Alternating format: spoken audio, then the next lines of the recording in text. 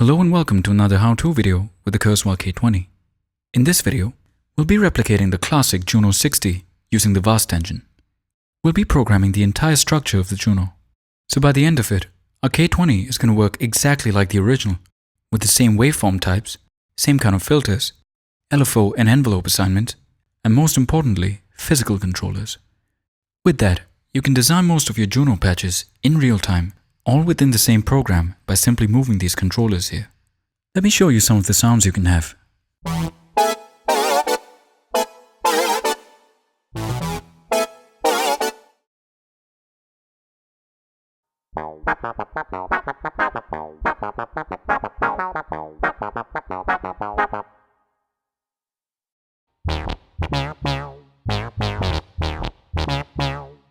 All of that is made possible by the V.A.S.T engine. Also, if you haven't, be sure to check out the previous how-to video in which we made an effects-heavy, modified Juno patch. It also covers some of the basics that we'll be using here. Regardless, we'll be going through all the steps you need to make this sound, so you might find it helpful to follow along on your own K2061, 2088, or a similar Kurzweil synth with the V.A.S.T engine. So let's start off from scratch using the silent program. That's going to be 2045 on the number pad. I'm going to press Edit. On the key map page, I'm going to select a saw wave by entering 174. So this key map, which is made of audio samples, won't be the actual sound source we use. We'll be using actual waveform oscillators made by V.A.S.T algorithms. We'll be setting that up on the algorithm page. But the reason I selected this key map is so that the waveform oscillator, again on the algorithm page, is going to follow the envelope settings of this key map. It also makes it easier to set up my amp envelope controls. So let's go to the amp envelope page. Here, I'm going to set up sliders 1, 2, and 3 for my attack, decay, and release values. So I'm moving to each source box, holding Enter, and then moving the slider that I want to assign. I'm going to have the lowest possible depth values for attack and release. This way, when the sliders are all the way down, I'll have the shortest attack and release values. For decay, I'm going to set the maximum value possible. So as I move my decay slider up, the sound is going to become more like a pluck. Now, let's begin setting up our Juno's oscillator section on the algorithm page. So here's the plan. The Juno's oscillator can make sound using 4 waveform options. We have PWM, or pulse width modulation, a saw wave, a sub-oscillator made by a square wave, and finally, a white noise layer. We'll be setting up 4 layers in this program, 1 for each waveform. We'll also have a low-pass filter in each layer's signal path. This way, we can also cover the Juno's VCF or filter section. So I'm going to set up most of my basic features and controller assignments on this layer and then duplicate them for the other ones. So let's begin with PWM. On the algorithm page, I'll be selecting number 6. I'm going to assign my first DSP block to PWM. I'm now going to go to DSP control, find level, and set my velocity tracking to 0. I did that since the original Juno doesn't respond to velocity. I'm also going to set my level to 0. Now, let's move to DSP mod and assign some modulation sources for the PWM block. First, set the PWM width to 50. At this value, it's going to sound like a square wave. The width parameter changes the waveform's tone and shape. Modulating this value gives us a range of different sounds. The Juno has a slider control for this, but can also be controlled by the LFO, which is the most common way, or even the envelope. I'm first going to set up slider 7 for this. So under PWM width, I'm going to move to source 1, hold Enter, and then move slider 7. My depth is going to be 45.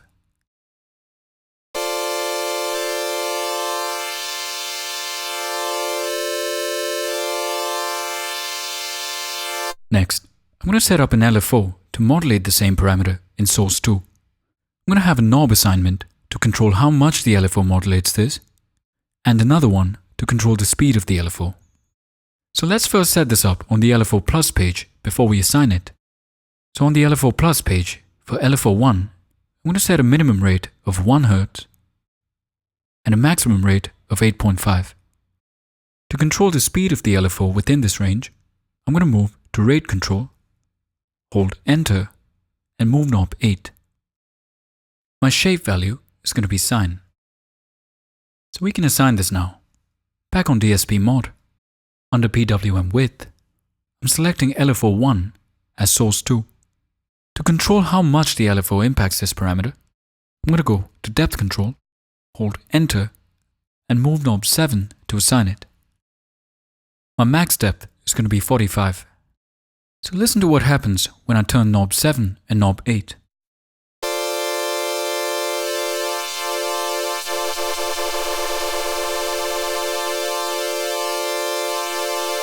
Now, for some pitch variance, I'm going to select the PWM pitch box on the DSP Mod page.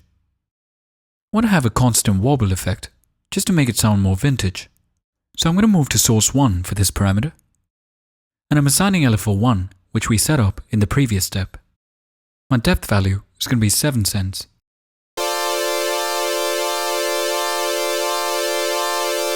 Next, I'm going to set up Vibrato, controlled using my mod wheel, and the source is going to be LFO 2. So I'm going to assign this first to the PWM pitch parameter.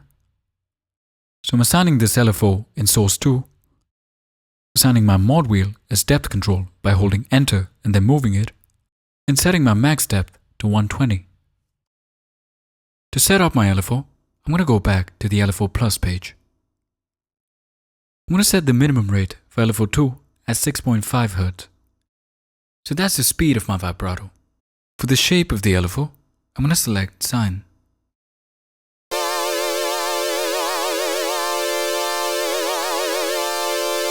Now, to set up my filter section, I'm going to go back to the algorithm page. I'm selecting a 2-pole low-pass block right after my PWM.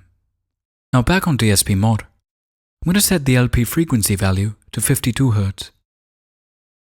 To have a slider control for the filter, I'm going to move to source 1. I'm going to hold Enter and then move slider 5. I'll be setting the highest possible depth value for this controller.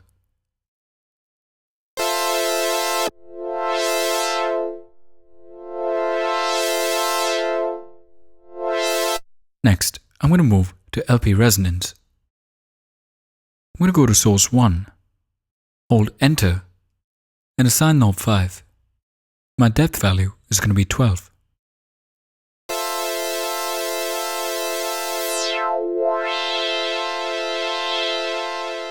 Now, what's interesting with common Juno assignment is to modulate the filter using an envelope. This is going to be useful for things like sweeping pads and funk bass patches where the filter cutoff follows the envelope controls. I'll be using my amp envelope for this. So the filter is going to open and close based on my amp envelope's attack, decay, and release controls. I'm going to set up slider 6 to choose how much the amp envelope is going to modulate the filter cutoff. But I want slider 6 and the amp envelope to interact in a way that they affect each other's values before modulating the filter. So I'm going to combine them into one single source using a function and then assign the function to my filter. So I'm going to go to my LFO Plus page, move down to function 1, then assign slider 6 as input A by holding Enter and moving slider 6. For input B, I'm going to look for the amp envelope option. In the function box, I'm going to select A multiplied by B. This means the value of the amp envelope and the value of slider 6 are going to be multiplied, and that final value can be assigned to modulate the filter. So let's go back to DSP Mod and assign this. Still under LP frequency, I'm going to move down to source 2. I'm going to assign function 1 as both the source and the depth control. For max depth, I'm going to set the highest value possible. To show you what this sounds like, I'm going to turn the main cutoff slider, which is number 5, all the way down. I'm going to turn slider 6, which we just assigned, all the way up. This way, you can hear the highest amount of that envelope filter modulation. Listen to what happens when I change the amp envelope settings, which I have on sliders 1 to 3.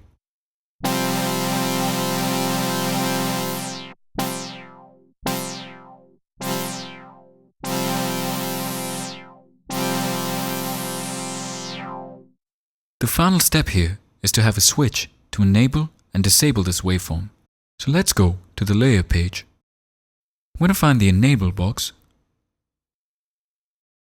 hold enter, and then press switch 7.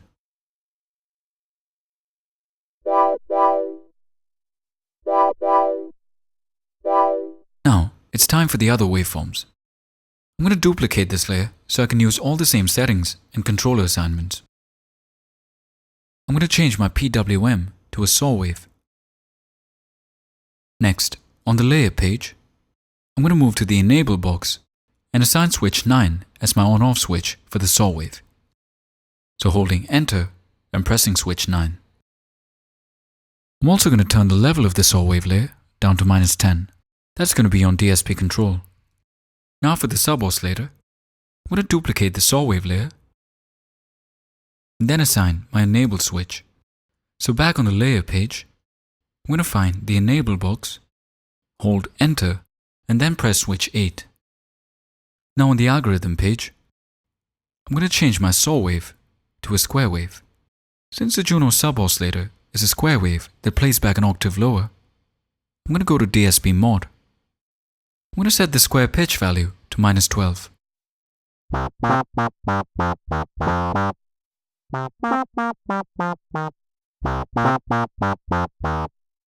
While the Juno doesn't have level controls for the PWM and saw waves, it does have one for the sub-oscillator.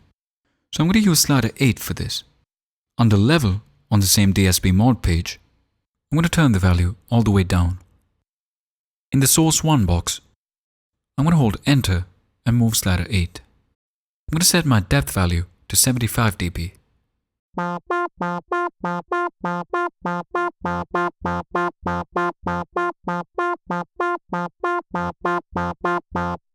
The final layer is going to be a noise generator. Again, I'm going to duplicate this layer first. Back on the layer page, I'm going to set my enable option to on.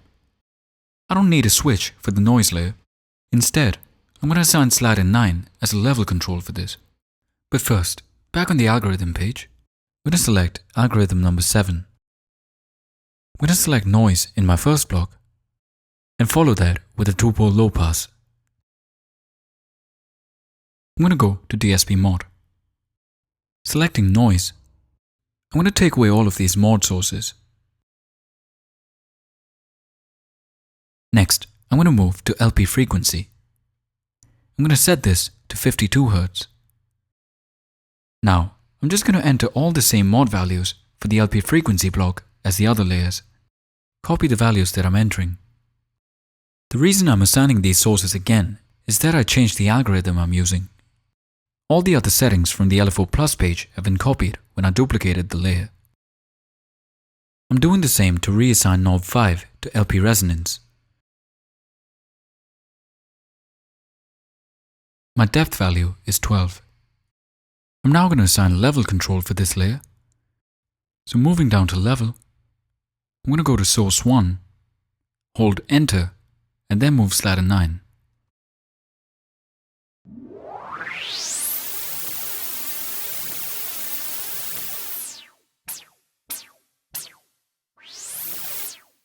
The only thing missing now is a high pass filter. The Juno simply has a cutoff control for this parameter, and that's followed by the chorus effect.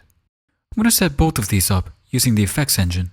So I'm going to move to the effects page, select the first chain, and press edit. I'm going to select my high pass filter first. That's going to be number 366. Now, press edit. I'm going to set the filter type to high pass and set the resonance value to 0. I'm going to press exit and then move to mod 1. I can set up my physical controllers on this page. So I'll be having knob 6 as my cutoff control for the high pass filter. So I'm going to select my effects box, select frequency as my parameter, set the adjust value to 8. So that's going to be the frequency value when my knob is all the way down. In the source box, I'm going to hold enter and move knob 6. My depth value for this controller is going to be 10,000.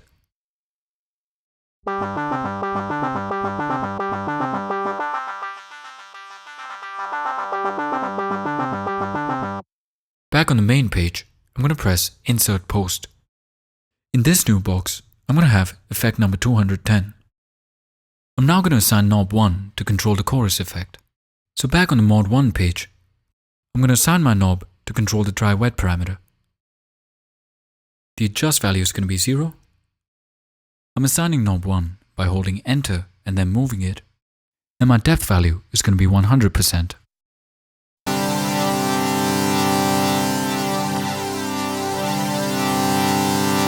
I'm going to add one more controller assignment. I'm going to assign the variation switch so I have an option to add more intensity to the chorus effect. So I'm going to select the box number, set my parameter to LFO depth, set the adjust value to 7, assign my source by holding Enter and then pressing Variation, and set my depth value to 20.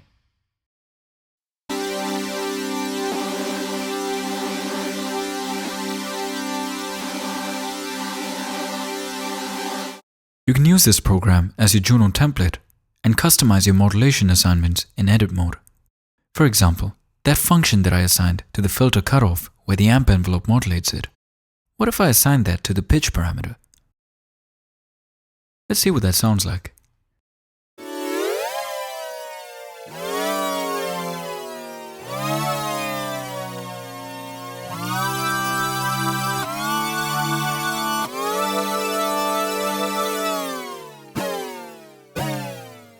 We now have a fully functional Juno-60. So let's try some sounds.